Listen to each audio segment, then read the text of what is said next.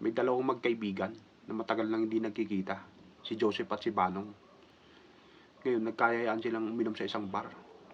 Nung malasing sila, nagkaroon sila ng mga pagnanasa sa mga babae nagtatrabaho dito. Kaya lang, hindi nila magawang mag-table kasi kulang sila sa pera. Kaya nagpasya na lamang yung dalawa na umuwi na.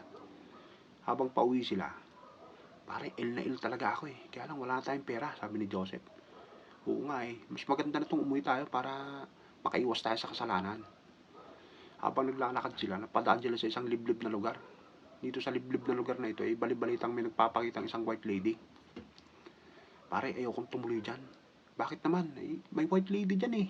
Takot ako sa multo, sabi ni Joseph. Naku, white lady lang, takot ka, napakaduwag mo naman. Kala ko ba il ka?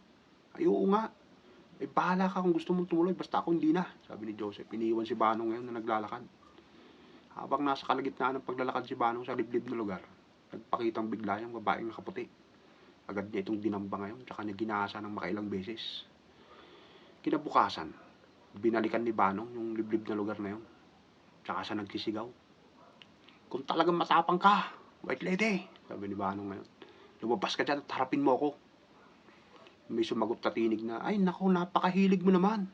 Hindi pa ako pwede, mahapdi pa.